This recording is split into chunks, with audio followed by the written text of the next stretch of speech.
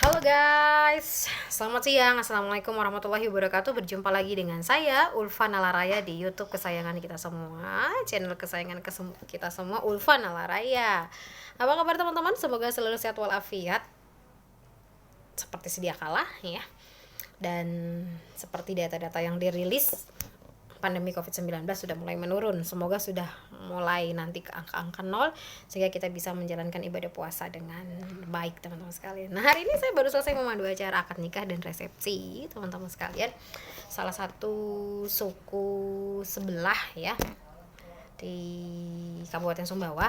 Karena Kabupaten Sumbawa ini pulaunya ada Pulau Sumbawa dan sebelahnya lagi ada Pulau Lombok. Nah, kebetulan teman-teman dari suku Lombok yang saya MC-kan saat ini itu bervariasi ya teman-teman. Nah, di situ kita harus bisa memodifikasi banyak hal sehingga membuat keterwakilan semuanya itu merasa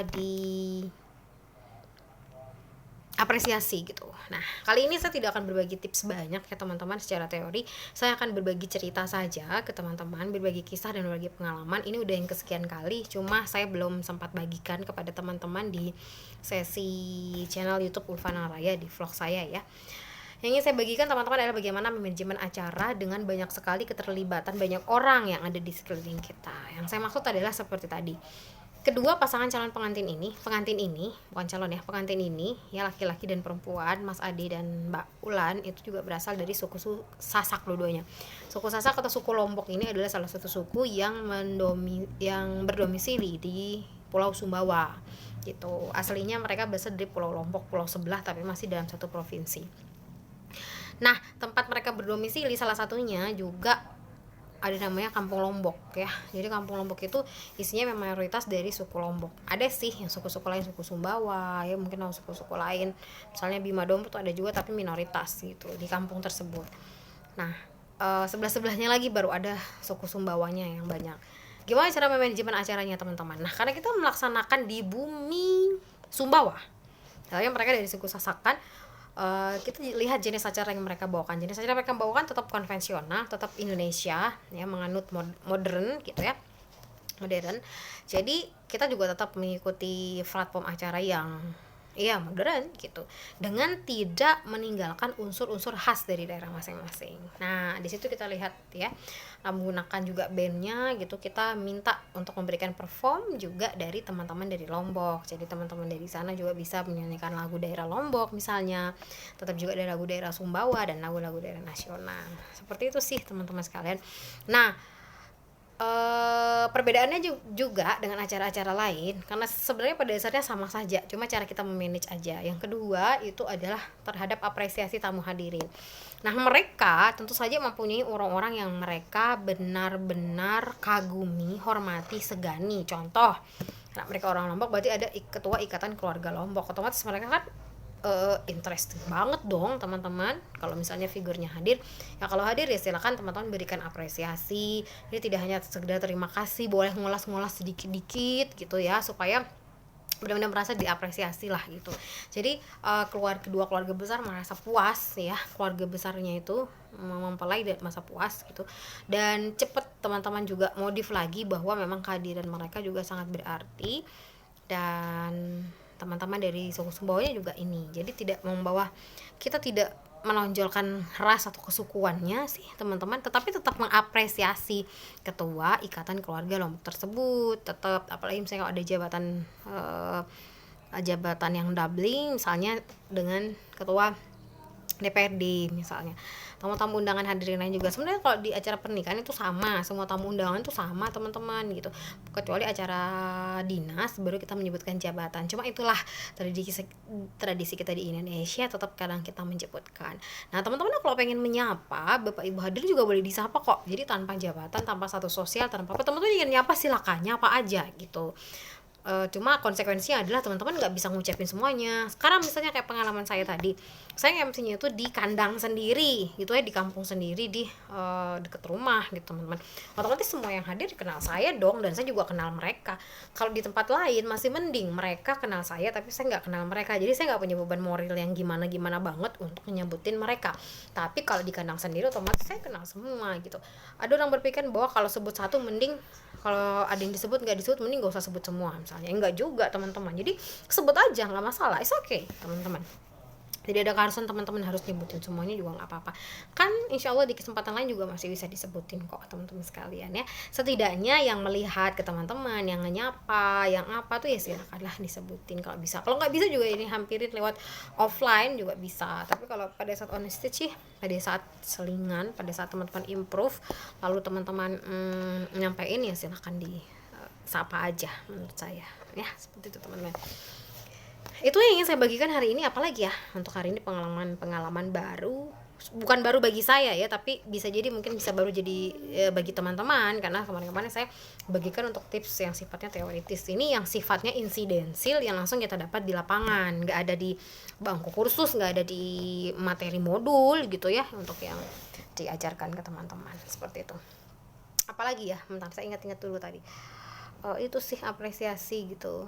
Terus ini teman-teman, kadang-kadang tim sibuk itu kadang dilupain teman-teman. Kita kadang kalau nyebutin vendor acara, apalagi sekarang acara kita udah modern, semuanya itu sudah diatur sama semua orang. Contoh, muanya siapa, dekorasinya siapa, terus tempatnya siapa, fotografernya siapa, videografernya siapa, musiknya siapa, cateringnya siapa, MC-nya siapa, paling cuma itu teman-teman.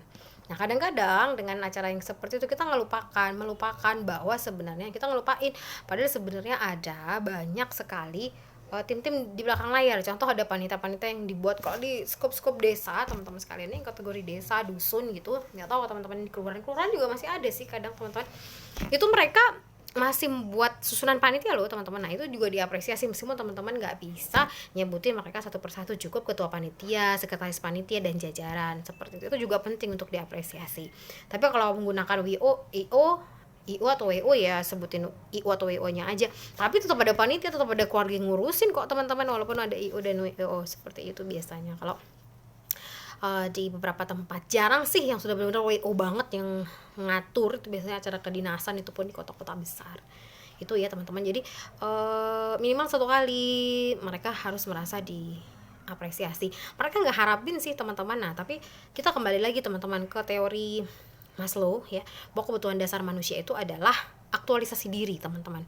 Pangan sandang malah di bawah, yang paling atas itu piramid yang paling atas itu justru adalah aktualisasi diri.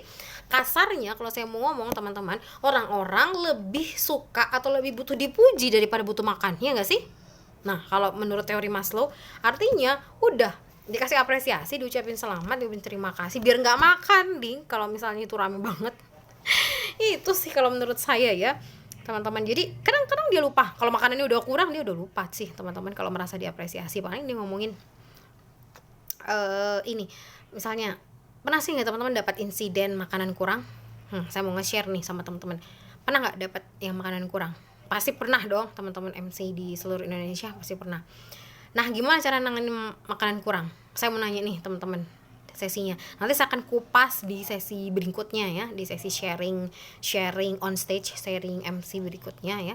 Saya cuma mau ngasih clue-nya aja. Teman-teman kalau misalnya kurang, acara sekarang masih lagi 1 jam nih, mulai dari jam 9 sampai jam 12, tapi jam 11 udah habis makan, nggak ada apa-apa, itu gimana gitu. Mungkin itu bukan kuasa kita ya teman-teman. Terus di situ panitia juga sudah bingung lah mau ngapain gitu, tapi tamu undangannya masih datang. Apakah teman-teman akan berhenti MC? Pertanyaan saya nih, berhenti MC atau teman-teman ninggalin lokasi, atau stop ngomong, suruh aja nyanyi-nyanyi kayak gitu, ninggalin aja, atau teman-teman lanjut ngomong, atau teman-teman apa gimana? Nah itu ya dilema sih, pasti teman-teman milih pulang aja gitu ya, atau teman-teman milih udah diem aja nggak usah ngomong lagi, malu gitu, atau teman-teman berpikir ya udah biarin aja mereka nyanyi sendiri, atau teman-teman berpikir berusaha maksa-maksain diri buat ngomong gitu, atau misalnya ngomong gitu. Nah ngomongnya pun mau ngomong apa, sementara biasanya ya terima kasih disampaikan kepada Bapak Ibu hadirin yang sudah berkesempatan hadir memberikan ucapan selamat dan doa restu langsung kepada kedua mempelai. Semoga mampu menjadi penyemangat pertama dan utama bagi kedua mempelai dalam meraih kehidupan berumah tangga. Maka persilakan Bapak Ibu yang baru tiba di lokasi untuk memberikan ucapan selamat kepada kedua mempelai dan keluarga, sekaligus menikmati hidangan yang telah disiapkan. Kan biasanya teman-teman ngomong gitu kan ya? Pasti dong, saya sering ngomong gitu. Nah kalau udah makan udah habis, teman-teman ngomong nggak? Kira-kira kalau teman-teman nggak ngomong gimana? Oh, kayak gitu ya. Dilema ya. Ya, coba kita analisis sendiri, kita pikirin sendiri. Nanti saya akan bagi tipsnya. Saya akan bagi sharing tips ya ke teman-teman semua, sharing sesi diskusi sharing sih ke teman-teman nanti setelah sesi ini. Insya Allah 2-3 hari lagi ya teman-teman sekalian, agar teman-teman juga bisa punya gambaran sendiri, bisa komentar di bawah ini yang punya pengalaman teman-teman sekalian ya. Dan juga untuk teman-teman yang ingin dibagi tipsnya untuk sesi lain, untuk hal-hal tertentu juga silakan untuk komentar di bawah ini. Jangan lupa bagi yang belum subscribe, like ya, dan share sebanyak-banyaknya teman-teman sekalian. Karena subscribe, like, share itu gratis ya teman-teman sekalian. Berbagi ilmu dengan siapa saja, berbagi tenaga untuk share, untuk membantu orang lain mendapatkan ilmu pengetahuan, mendapatkan sesuatu yang bermanfaat, saya pikir juga tidak akan merugikan kita semua. Ini saya sudah sampai belepotan teman-teman, karena ini 1 bulan ini full on stage ya, jadi istirahatnya lumayan kurang, jadi berusaha untuk nutupin dari kantong mata sedikit. Itu juga penting, dan belepotannya juga lumayan. Semoga tidak mengurangi esensi ya teman-teman sekalian. Insyaallah kita berjumpa di sesi selanjutnya. Terima kasih teman-teman sekalian, tetap setia di channel kesayangan kita semua, YouTube Ulfa Nalaraya. Sekali lagi jangan lupa subscribe, like, dan share, dan bantu kami untuk mengembangkan channel ini agar menjadi lebih baik dan mendapatkan kebermanfaatan bagi banyak orang di seluruh Indonesia dan di seluruh dunia. Salam hangat dan salam santun dari saya, Ulfa Nalaraya, teman-teman sekalian. Salam hangat. Assalamualaikum warahmatullahi wabarakatuh. Bye bye.